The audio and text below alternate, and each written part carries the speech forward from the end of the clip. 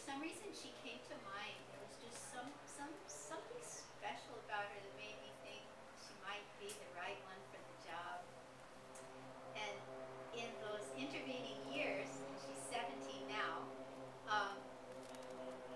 I've very often had the pleasure to drive her, either to or from or both, because we both live in the northern part of Kona.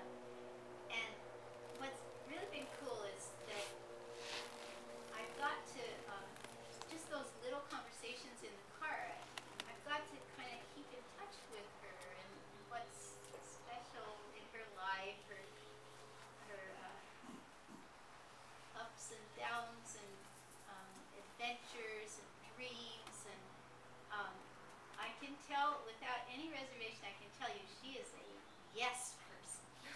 She just typically, you know, if some opportunity comes along that's life-enhancing, Gwen says yes.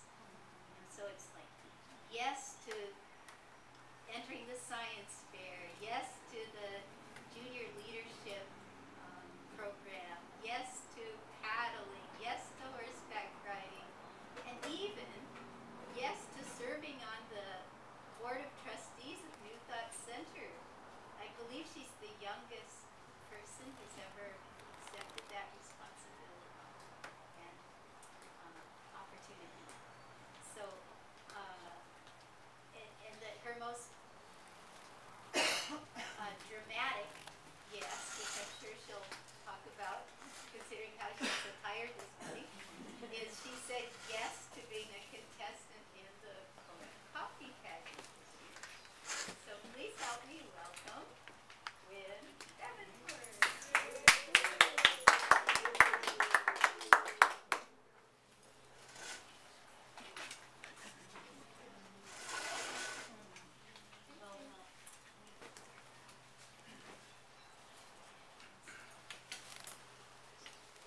Wow, thank you so much.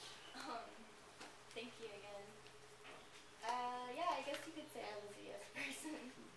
So, upon being asked to present, I really had no idea of what to actually talk about, and what I've been told is to basically just explain who I am.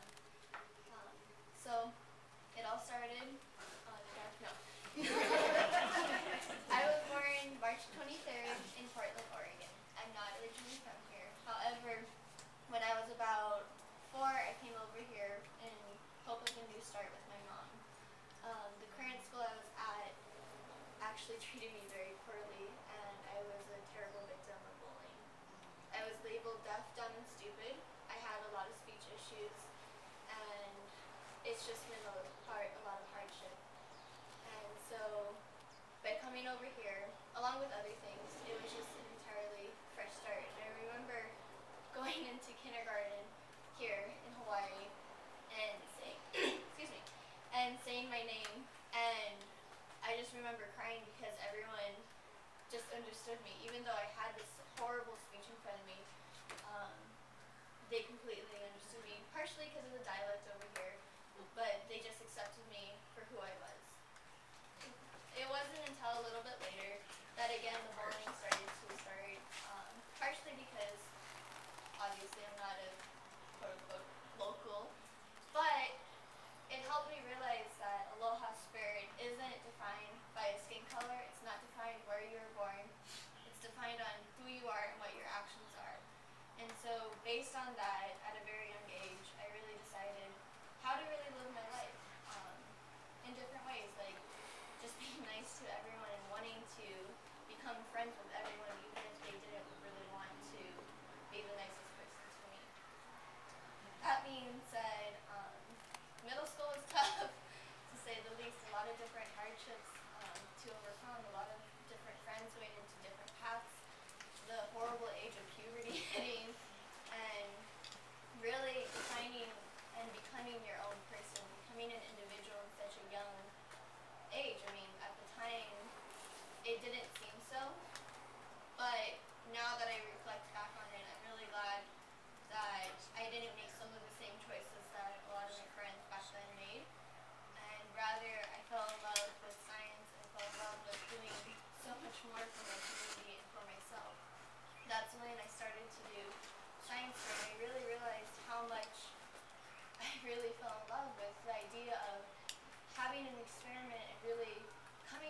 conclusions within this and applying it in hopes of helping not only myself and gaining the knowledge, but actually helping the world.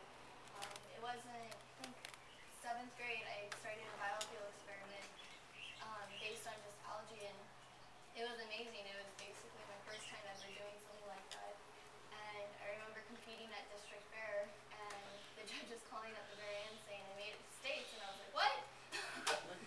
But it was an amazing process, and being able to cultivate this algae, and really, it sounds dark because it's just a plant, but being able to cultivate this algae and then actually process it into something that everyone will use, car fuel, how amazing is that?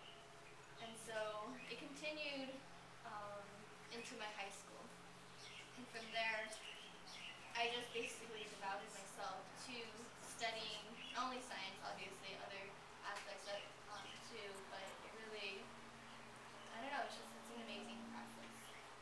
And so being in love and basically being labeled a nerd, again, was the labeling of being bullied in high school.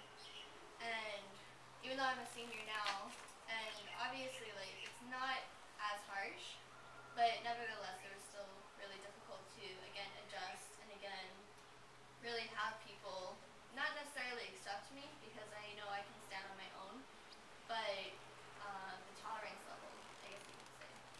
And so once again, I kind of dove into my own science, but I realized that it's not remaining in this tight little square, but rather opening myself to other things. And so, like Pasha was saying, I really just wanted to say yes to everything. I wanted to have so many different opportunities to better myself, to better my community. And so a lot of volunteering service came in there, and just wanting to be this person that people can come to in a time of wanting to hear advice or time of wanting to, you know, talk story or anything, just wanting to be that shoulder to cry on or wanting to be that open ear to listen to them. Sometimes they didn't want that though. But nevertheless, it's what I wanted. And so from there, it's a journey, and really becoming this young person in our society, I have to say it's actually really difficult with how many things that we as young people, not only obviously other generations have things too, but I really feel like as a young person, a lot of personal connection is lost, and a lot of connection with not only becoming an individual, but becoming a community and unity, and really connecting to not just each other, but to the higher powers, so to speak. It's a lot more difficult than it was back in the day. I mean, obviously sometimes we don't have to go to church, we don't have to do the rituals that a lot of people feel that we need to do, but to me it's important to have that inner connection and just be able to go to bed at night and say, wow, thank you for such a wonderful day, thank you so much. And that really became apparent to me last year in September. My mom, Sandy actually, my mom, she, unfortunately, we had to rush to the hospital, and she was then faced having a 100-pound tumor being removed. And through that, there's a lot of different complications that came about.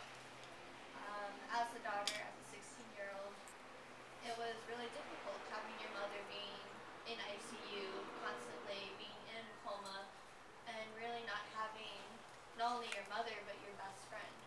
And I know it's frustrating because sometimes there are those days where it's just you don't want to be near them, you don't want to talk to them, or anything, but when you don't have that, and when you can't just call on the phone and say, hey mom, how's your day going?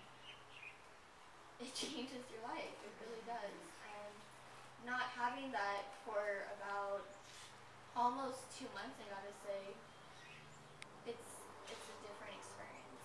And it really helped me grow, but rather than dwelling on how poor that was, it actually made me realize how much of an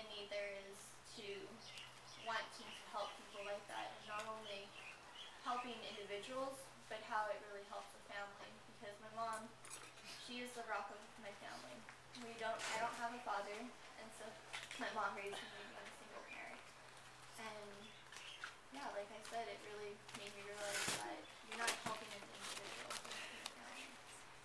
Furthermore, because of where my mom works, it made me also realize how much love and how much care a community really can bring into just a certain individual. I remember when my mom was in the hospital, having so many of her various clients come up or call on the phone and saying, "How's Sandy?" and just, "I don't really know you, but okay," and just wanting to give so much love and support and care, whether it be like a meal for dinner sometimes or just a time to talk for about half an hour or 3 hours or whatever. It's amazing how much a community can pull together and how much love and prayer and how much light we can give to some people.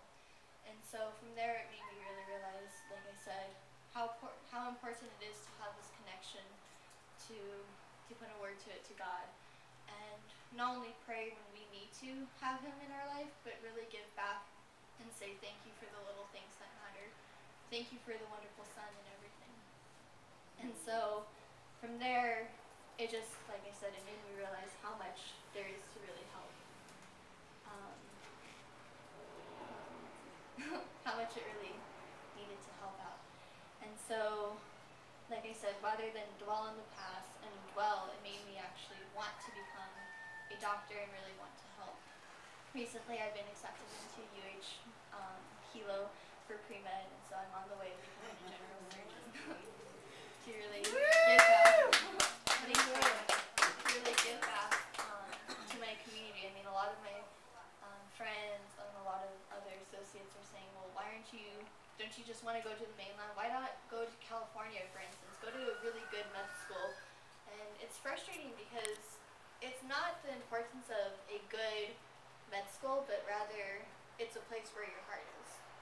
And I don't want to pay is nice, but it's not going to result in the end. It's not going to help you realize when it is your time to go.